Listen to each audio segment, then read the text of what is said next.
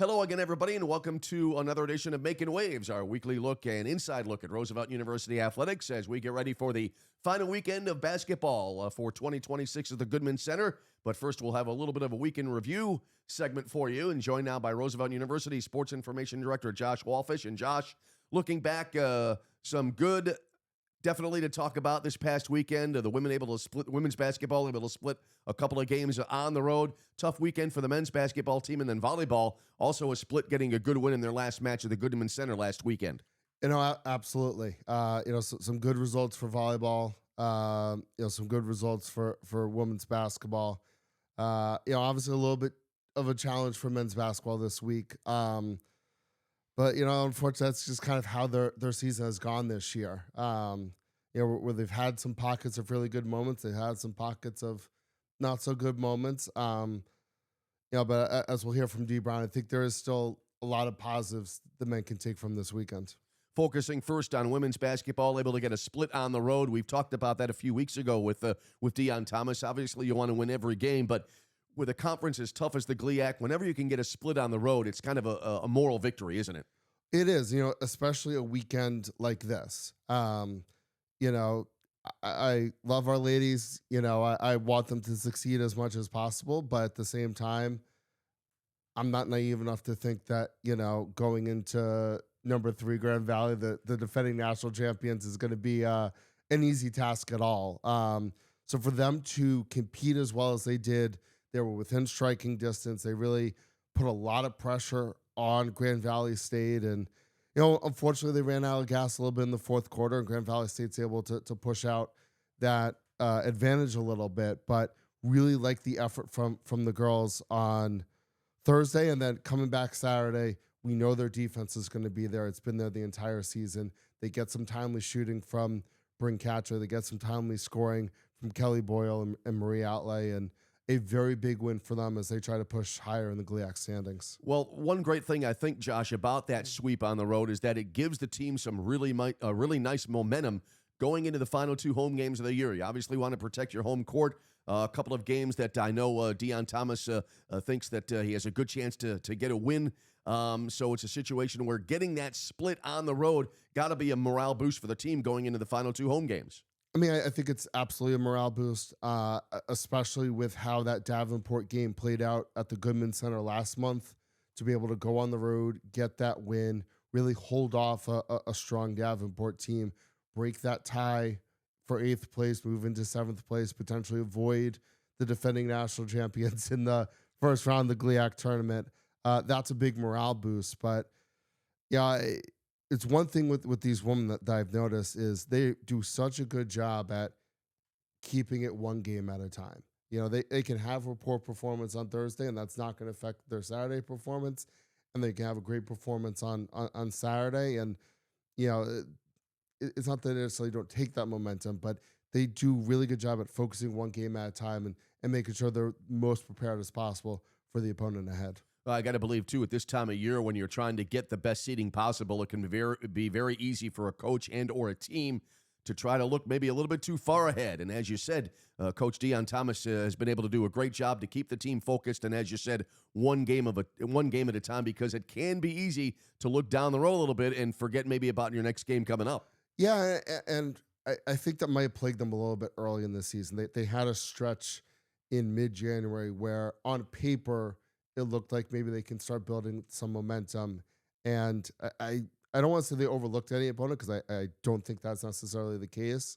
But you kind of saw just a little bit of that inconsistency of, we should win this game. And so, maybe, they're not taking care of the ball as well. They're not, as clean with some of their shots. And I think since that stretch, they've done as I said, they've done a much better job at taking it one game at a time and understanding that, hey, we can't win 2 games in one day. We can only win 1 game in one day, and doing a great job at focusing on that opponent. Shifting to men's basketball and another tough weekend. It's been a season, unfortunately, of adversity for the team. It seems like that having seen most of the games this year, and you've seen most of them as well, the talent obviously is there and the effort is there, but just getting the pieces of the puzzle to fit, that's been kind of the one thing that's been difficult to try to achieve this year as the season's gone along. Yeah, I mean, you look at this men's team, and I think the one identifying feature of a D Brown team is going to be how they compete on defense. I always joke with the people along Scorers Row that I think we hold the national record for most consecutive lost tip offs because we don't contest the tip off. We allow the other team to get possession. We just lock in defensively and try to set the tone from there. So you see when Roosevelt has their defense locked in. When these guys have their defense locked in, that's when they have success. That's when they had the success last week against Parkside and Ferris State at home. That's why they had success in the first half against Grand Valley. And when that defense isn't as locked in and when they're not as together defensively, that's when some of these struggles kind of appear for them. One thing that Coach D. Brown has been talking about all season long is the rebounding aspect of the game and how that can almost set up everything else. And at times it might be a little bit overlooked as far as the rebounding goes. I don't know that fans and maybe even media sometimes they look at rebounding first. They look at the points and the offensive output, but the rebounding situation has been a constant point of emphasis for D. Brown. And there's obviously, as you talked about, when the defense is locked in, they're able to do well, and rebounding is a part of that. There is certainly a definite correlation there, isn't there, as far as rebounding and the ultimate success goes? Oh no, absolutely. One of the things that we saw against Parkside at home and against Ferris State at home was good defense allows you to be in position to grab those rebounds and to prevent the other team from getting those second chance opportunities. And you look at the second half against Grand Valley, that sort of started creeping up where you're just a little bit out of position. Now that shot is missed, which is great, but you're not in position to actually get that ball. Grand Valley gets the ball. They're able to work it around, kind of take advantage of those second opportunities. It's hard that Roosevelt under D. Brown has never been a great rebounding team. They've been a very good effort team. But they're not a team that's going to necessarily kill you with second chance points, right? So, we're shooting and maybe we have one guy that's going in for an offensive rebound, but for the most part, hey, we're getting back. We're getting ourselves set defensively.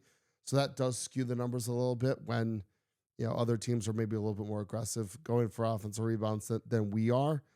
But yeah, I mean, the effort defensively, the effort going for rebounds, when it's there, we are a dangerous team. You see that they're a dangerous team. That's how they beat Parkside. That's how they beat Ferris State. That's how they beat Purdue Northwest on the road. And it like you said, it all kind of comes together with that effort and good positioning. Focusing individually for men's basketball, and one player that's been fun to watch, Mikey West, had 20 points in the previous game for Roosevelt. I think a very consistent player. And then we've talked about Hamari Bowers as well, getting some GLIAC Player of the Week accolades last week. So certainly great positives to talk about as far as individual achievement goes for this Roosevelt team this year.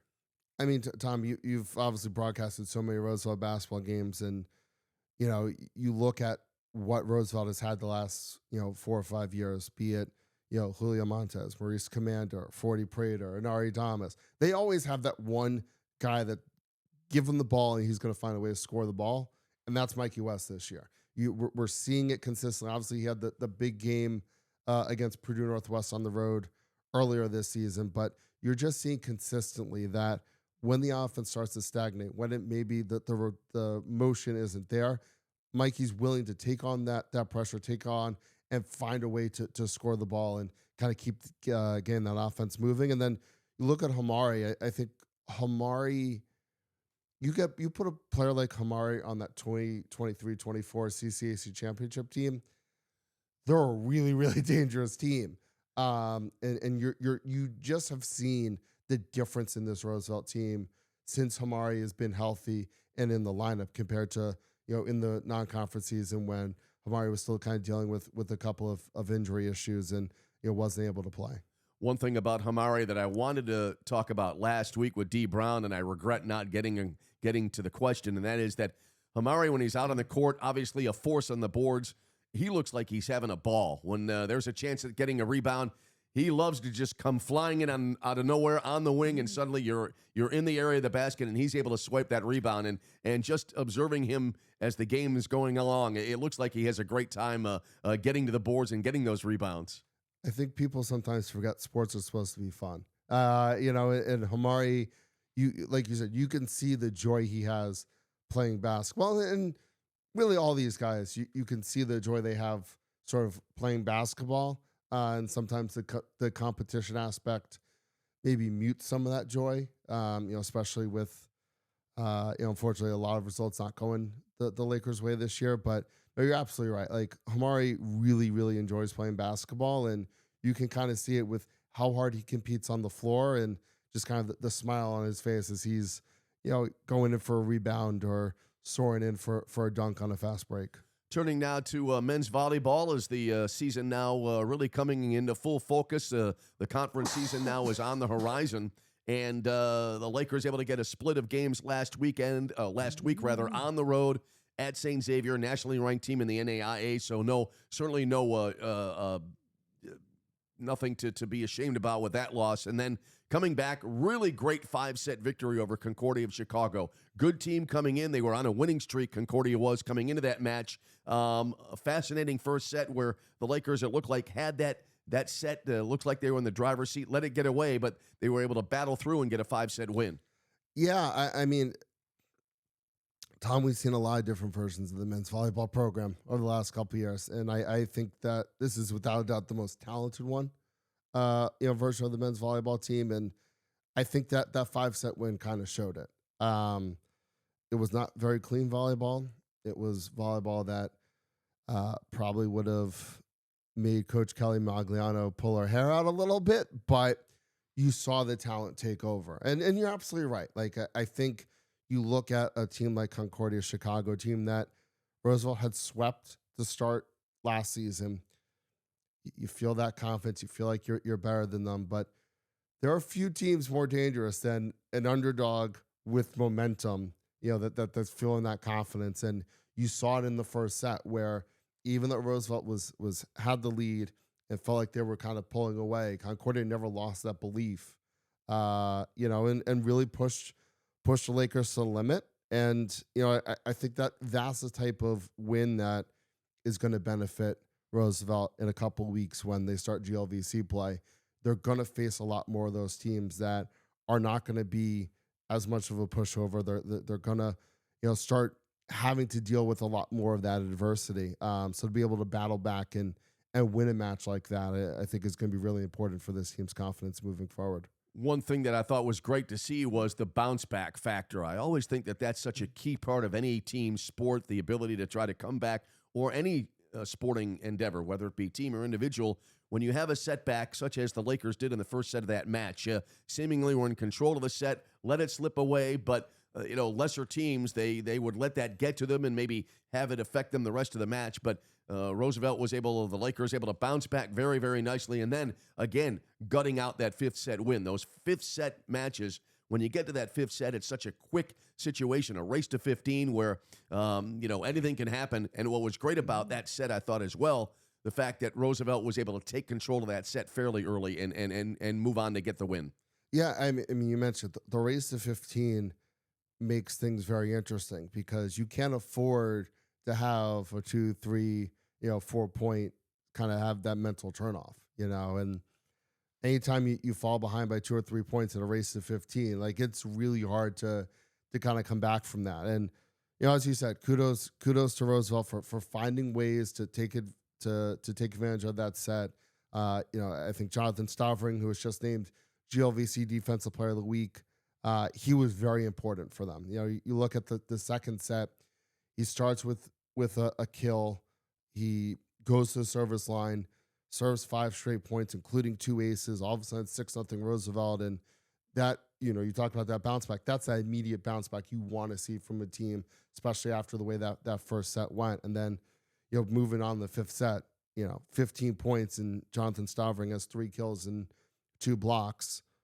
That's a third of the points right there. So he really played well. You started to see that like I said, you started to see the talent take over, and that's that is refreshing to see. You know, this isn't a team that necessarily needs to um, gut out every win and be at their A game on a consistent basis to win. They can have their B game, they can have their C game, and find ways to win. And that's a refreshing change of pace for the Lakers men's volleyball program. Do you feel it would be accurate to say that when you look at that Concordia match, that maybe in previous years with a match like that, after dropping a tough first set, might have had a different result, but that's one of the key things that has been able to be turned around by Kelly Magliano as the program goes forward? Yeah, I think one of the things that's different about this year's team is the depth. And we've seen Kelly go to it a couple of times, whether it's putting in Simone A, whether it's putting in Braxton. She's able to find different ways to bring people off the bench that can come in and make a difference and maybe give them some more energy, which she didn't really have in the past. So I think you look at the past couple of years, I think it's a team that still feels like they can win, still feels confident in that, but maybe is pressing a little bit more. Now all of a sudden there's more service errors, there's more attack errors because they're trying to hit it a little bit harder and losing a little bit of control, and now it's going wide or it's going long or it's going directly into the block. So being able to mix and match and find that right formula for that set, that's been a big tool that Kelly's been able to go to, and it really has made a difference when you look at the number of people that have come off the bench and really made an impact for Roosevelt this year. Well, looking back, a good week to review, and now looking ahead very briefly before we wrap up this segment here on Makin Waves. Important basketball coming up this weekend, the final home games of the year, and as we will be talking about with both coaches for the basketball programs, always want to end the year on a right note as far as your home schedule goes, obviously overall, but I think especially with the home schedule. Yeah, I mean, these two games are going to be very interesting for both programs. You look at, we'll start with the men first. They beat Wayne State twice last year, didn't have the greatest result in Detroit earlier this season, but again, they've won 2 straight at Goodman. They've started to feel a little bit more confident at home, and I think the energy and passion from the students and the supporters in the Goodman Center really made a difference the last 2 games for them at home, and I think can make a big difference for them again Thursday. And then you look at Saturday against Purdue Northwest. That was a back and forth contest down in Hammond last month. And, I think the Lakers have to feel confident having won that game, knowing sort of what to expect from Purdue Northwest. And so it is a big opportunity for the men to start putting a little bit of pressure on the bottom half of the GLIAC and being like, hey, we might need a lot of help to get to the conference tournament, but you can't count us out just yet. On the women's side of things, we talked about last week with Grand Valley and then Davenport. Grand Valley's only lost one time this season. That was to Wayne State. So Wayne State coming in likely to be ranked this week. That's going to be a challenge. But again, they're coming here. And I think our ladies are going to be prepared for that, and then flip it over to Purdue Northwest, and that's a big trap game. Let's call it what it is. Purdue Northwest is not having the best of seasons. They're 1-15 in the GLIAC. They're really struggling. Roosevelt's not careful. They start thinking ahead a little bit. All of a sudden, you give Purdue Northwest a little bit of confidence, and now there's a fight on your hands. So Saturday might arguably be a bigger game for Roosevelt, just staying focused, staying in the moment, and really doing what they need to do to put themselves in position as they head to the Upper Peninsula in the final weekend of the season to make some noise in the GLIAC.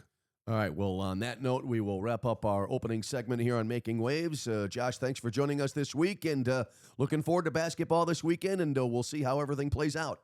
Glad to be here, Tom. Thank you so much. All righty, we'll pause, take a quick time out, come back with more as we'll have our interviews with our 2 basketball coaches, Deon Thomas and Dee Brown. That's still to come on Making Waves, so stay with us. Much more to come right after this. From our first day, Roosevelt has been a place for all. Before it was widely accepted, Dr. Edward Sparling stood for social justice. When asked to take a racial and religious census, he simply responded, "We don't count that way." And 62 faculty members walked out with him. Together, they founded Roosevelt University, a place for you to belong. Joined now by Roosevelt University women's basketball coach Deon Thomas. And Coach, last weekend, able to gain a split, tough loss on the road in game number 1, but real nice bounce back on Saturday against Davenport. Absolutely. On Thursday, I thought we competed. I thought we were in the game until about 6-ish minutes left at Grand Valley, but then we were able to take care of business at Davenport, so that was nice.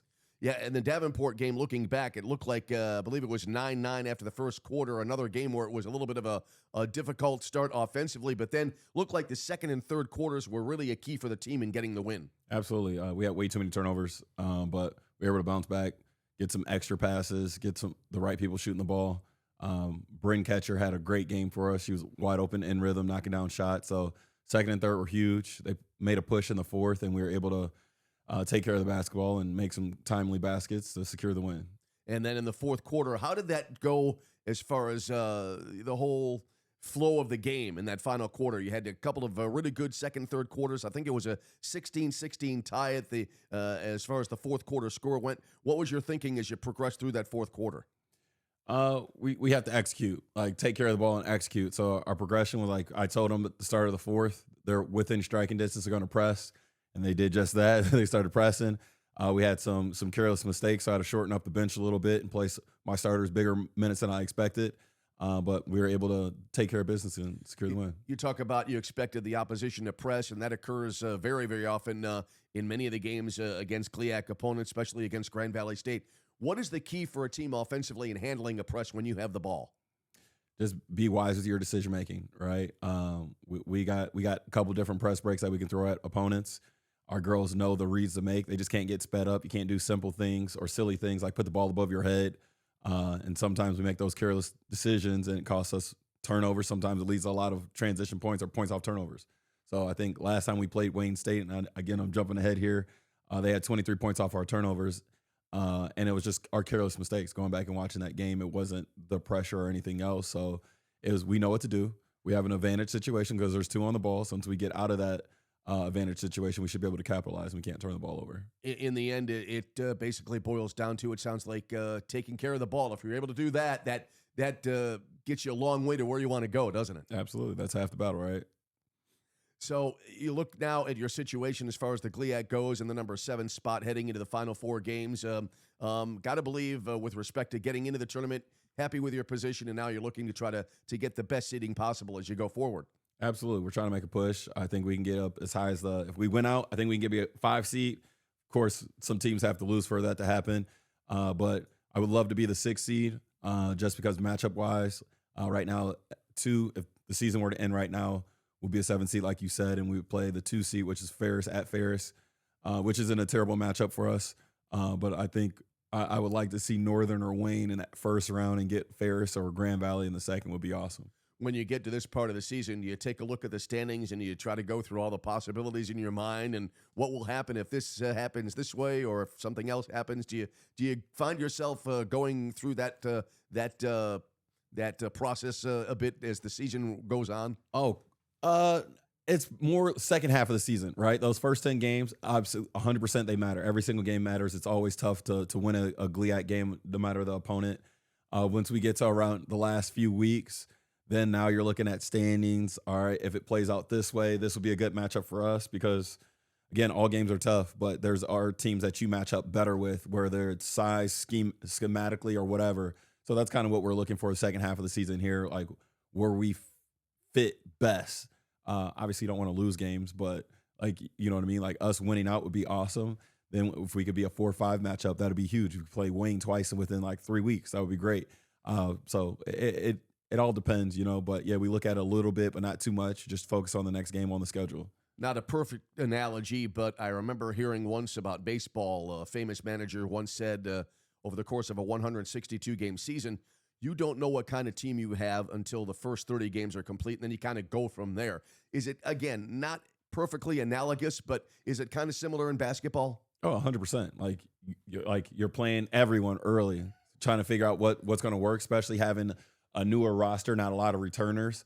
Then you kind of figure out what your core nucleus is going to look like, and you're trying to get everyone experience throughout the season. So now you are your numbers, like you are your stats at this point. Like when we're playing well, we make shots, we can defend. When we're not playing well and don't make shots, it's going to be a game, but because we defend, we're still going to be in there. So you are who you are at this point in the season. So yeah, I would agree with that analogy. We've talked so often over the course of this season about first half versus second half, and how much different is the second half of a season compared to the opening half. Obviously, as we said, every game important, want to win every game you can, but there does seem to be a definite dividing line between the first and second halves as far as an approach may go. Absolutely. I mean, you're seeing familiar opponents again, so you've seen them already. You can make adjustments, so it's challenging. They know your stuff, you know their stuff. So it's who's going to be themselves better at this point of the season. So that's the fun part about second half of the season. Nothing's new. You're just going out and competing. You're just changing whether you're there, now you're home, or vice versa. So that's all it is. You mentioned, you just said a moment ago, nothing's new. Is it often the case where is there, or at least a possibility of a team dramatically changing between the first and second half of the seasons? Or do you get to a point during a season, just in general basketball terms, where consistency takes over and you kind of know what to expect? I would say there are situations or scenarios where the teams can change stylistically, drastically. Injuries, different things like that happen. Like last year, Ferris lost one of their better players. So what they did, it didn't change much, but she was a huge part of what they did. So that was a huge change for them last year. This year, Davenport, when we played them the first time, to the second time, they shortened up their roster. So like that changed drastically, where they were playing girls for almost 40 minutes. Well, before they were playing a bunch of girls, everyone was playing. They were playing 13. They literally had a defensive team. So I've seen it change, but for the most part, everyone is pretty consistent. Their rotations are the same. I can tell you who their starters are going to be. I can tell you some of their set plays. I can tell you their play calls. They might tweak, make some different reads or actions, but for the most part, everyone's pretty consistent unless there's injuries or something changes with personnel.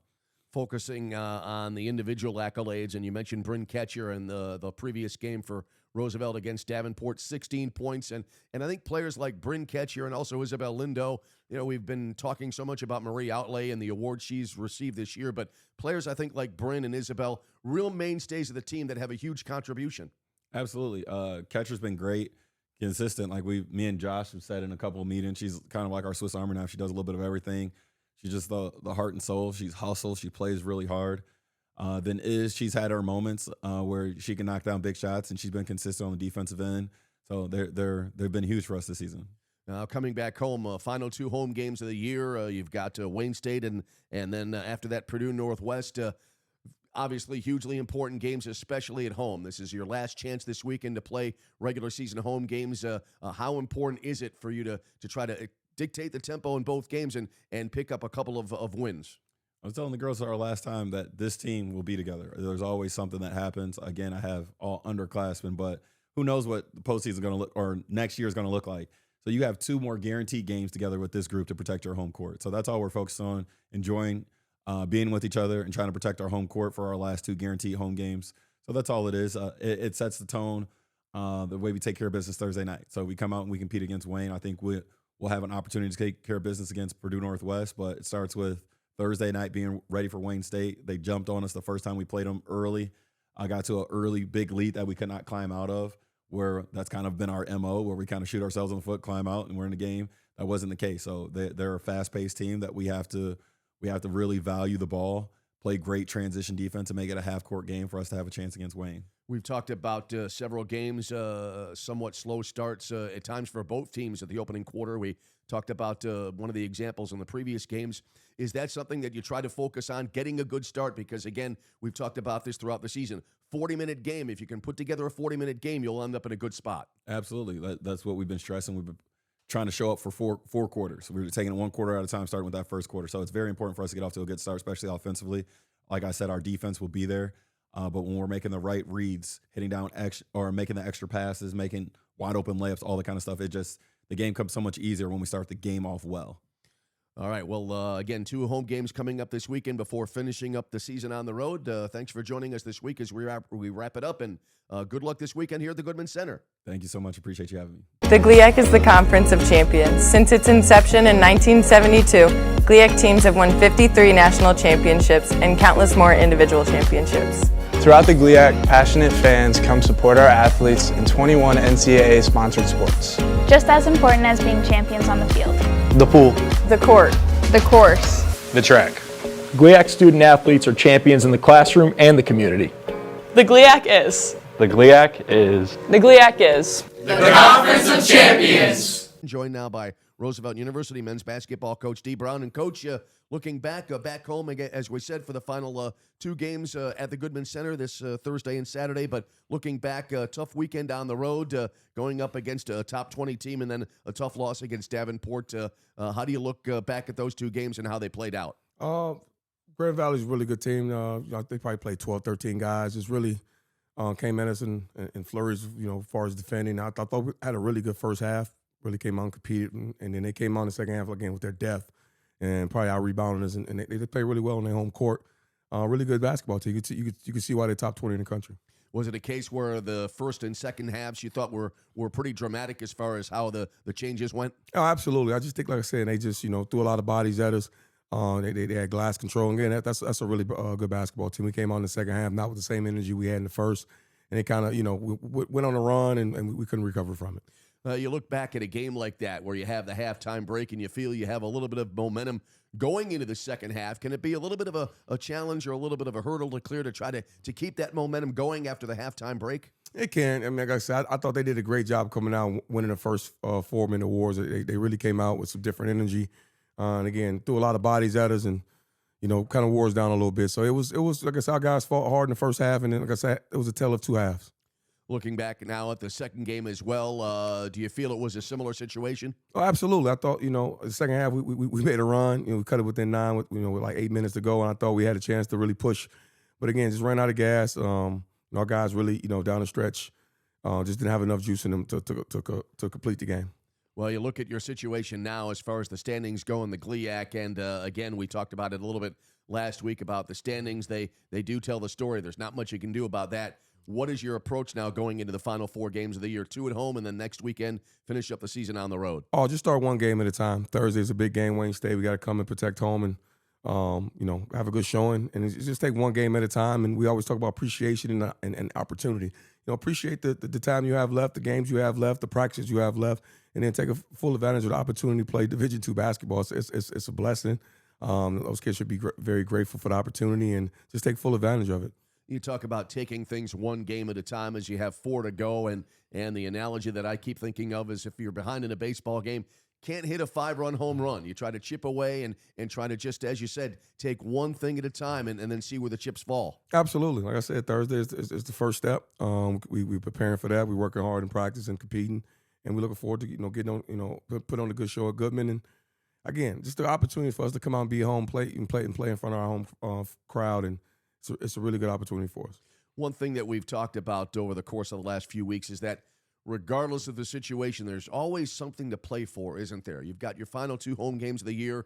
Obviously, you want to take care of home court and have a good finish up to the home season, and then you try to go from there for the final 2 games on the road next weekend. But there's always something to play for, isn't there? Absolutely. And I told you before, every time I come here and speak, we're gonna compete to the end. This is a great opportunity. We don't take I don't take this for granted, being able to coach the game of basketball at this level. And we're gonna play each minute. When we come to practice, how we prepare for the game, we're gonna cherish this opportunity and really be grateful and go out there and compete. One thing we mentioned last week is that, again, playing to the end, and it's like a game, regardless of the situation, even a play in the individual games. Every individual play, you play until the whistle, and that goes in a larger sense for the season. You play until the final buzzer, regardless of the situation. Absolutely, and that's been our message. That's what we talk about here in practice is simply what you just said. I mean, you can say it in so many different ways, but we always talk about appreciation and take advantage of this opportunity to go out and compete. And I mean, how many games are left? Just cherish it. Got a couple of games winding up the home season. Thursday against Wayne State, and then Saturday against Purdue Northwest. Purdue Northwest, one of the teams you've been able to get by this year, got a great win against Purdue Northwest on the road earlier on this season. How do you see the competition coming up this weekend? Oh, really two good teams. I mean, it's GLIAC basketball. Every game, every time you come out on the court, it's going to be good basketball, good teams. They're going to be well coached. Really look forward for the opportunity to have two really good games at the crib. And again, you got senior night on Saturday. But again, we're excited just to be able to come back home and play in front of our home fans. One thing you've talked about over the course of the weeks this season and really going back to when the university moved to the GLIAC into the NCAA Division II level, I get the impression you really enjoy this level of competition. I do. Each and every night, some really good players at this level. That's all I talked about at the beginning of the year. I talked about when we first made the move to the GLIAC. It's good basketball, good coaching, and we learning a lot. And it's like I said, it's a blessing just to be able to be in this league and compete every Thursday, Saturday. And as the saying goes, and it's a little bit of a cliche, but I think the reason why it's a cliche is because it's largely true that competition always makes you better, doesn't it? It do. I mean, you look at the rosters, look at the players. There's some really good players, and you got to rise up to the occasion. Each and every night. And these teams are deep. They got good depth. So I love the basketball. I think it's really good basketball in the GLIAC, and look forward to competing in it. One of the themes we've been talking about with the women's basketball coach, Deon Thomas, and that is the difference perhaps between the first half and the second half of the season. Do you see that there's a pretty good dividing line between how things go in the first half and how they go in the second half as far as what changes teams might make? Do you feel that they can be dramatically different in the second half, or is there a level of consistency where you pretty much you never know exactly what to expect, but maybe you have a good idea what teams will throw at you in the second half? Man, it's 4 levels to the basketball year. It's preseason, it's non-con, it's conference play, and it's postseason. As you get into those stages, you'll be wanting to play your best basketball. Get into the part where y'all clicking, everything's going well. Injury, some teams face a lot of different injuries, a lot of different rotations and lineups, and there's also a lot of data out there from those particular moments in the season. So you got a lot of data by this time of year. So yes, you got to make some adjustments. Maybe lineups will be different. Maybe you got this guy out, that guy out. But you'll be wanting to play your best basketball and clicking it around this time of the year. It seems that each phase of the season almost has its own identity. You talked about that a moment ago, where you have your preseason, your quote-unquote preseason, non-conference season, then the start of the conference season, and then you move on, get to the halfway point, now you head to the home stretch. Each phase of the season has its own identity, doesn't it? It does. And again, right now, we've been talking about for the last 2 weeks, every team is playing for something different. Some teams are playing for seeding and putting themselves in position for the postseason. It's all about how you plan it in the moment. And during this moment, it's a lot of data. And then playing the team the second time should make some adjustments. You should know who they are. You may be on the road, maybe at home. So all those things factor into what's the goal, what's the motivation of the team, and what they plan for this time of year. When you get to that second half of the season, you talked about adjustments. Is it difficult from a coaching standpoint of view to try to throw in a little bit of a surprise or two as the season goes along? Because, again, every team gets real familiar with each other as the season goes on. Yeah, absolutely. You want to add some stuff. You'll know how teams are playing certain actions that you run. We're pressing a little bit more, probably throw a press in there. Switch to zones. It's a lot of different things that teams do that they throw at you from playing you the first time. When you look at the season as a whole, as you go on through and getting to the final games of the year, how do you feel about the way things change during the season? Just again, in general basketball terms, do you find that often there are dramatic changes to teams as they go through the year? Not really. I mean, it just depends on what they're dealing with. They might be dealing with injuries. They probably going deeper into their bench. But I don't see dramatic change at all, unless, again, major injury or someone's not available to play. But teams, you play a guy the first time, he's not playing as well. You play him second time, he's shooting the ball better. That's normal in our game for guys to pick up their rhythm or start playing better basketball. Or it could be the opposite, guys not performing at their top peak, which probably hurting the team's production. But not too many changes. There's certain guys that may play a little bit more from the first time to the second time, but there's not many changes. Is the second half of a season at all a little bit more of a challenge for you as far as how you strategize from a coaching standpoint, or is it pretty much start, finish, everything is pretty consistent for you as you approach each game? No, I think minutes change. You go who playing best at the time. You go with feel of the game of rotations and who you want to really play with and who you want to work go through offensively. What defenses you want to change. I mean, there's definitely little tweaks you can do, and it's all based on who's performing and who's doing what at the time. When you approach a game at this part of the season as well, does the opposition team's situation play into your thinking at all? Do you think maybe, well, they have seasoning to play for, and they might be a little bit more aggressive, wanting to get to a certain point, or maybe they have a seating that they want to protect, so they might be a little bit more conservative from their approach. Does that go into your mindset at all as you approach a game at this time of year? Not at all. I think for us, we focus on our goal. Our goals was 2 weeks ago. We had an opportunity to try to slide in and get the postseason. I think that right now, you ask what we plan for. For right now, on Thursday, we protected home. We worry about protecting home, coming out, worrying about us, how well we plan, how much we want to exert our energy to make sure we have a good product on Thursday.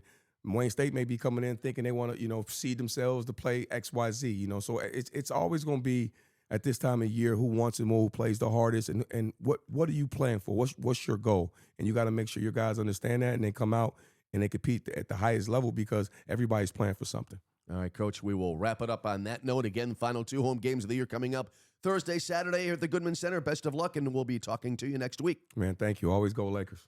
From our first day, Roosevelt has been a place for all. Before it was widely accepted, Dr. Edward Sparling stood for social justice.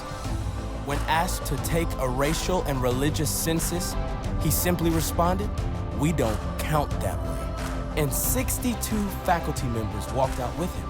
Together, they founded Roosevelt University, a place for you to belong. And one. Welcome back into Making Waves. I'm Sports Information Director Josh Walfish, joined now by Roosevelt Hockey's Paolo Suppa and Aiden Ryan. First off, guys, congratulations on finishing this season. We'll just start there. Just kind of walk us through a little bit kind of how the season went for you guys this year. I mean, we had some ups and downs as like a team as a whole, but near the end, we all kind of like just came together, tried to figure it out, and get some wins under our belt. Yeah, in a season like that, we just tried to look for success in every way, and I feel like we did that, and it really brought us together as a group, not even just as teammates, but also as friends, like within the school as well. All right, now I'll move on to why you two are here. Got some very exciting news for the Roosevelt hockey program with you guys electing to join a semi-pro team up in Michigan for the rest of their season. I guess for either one of you, just kind of explain how that process went and kind of what made you decide to make that move. Yeah, well, really, we knew from how their season was panning out, playoffs wasn't really in the picture.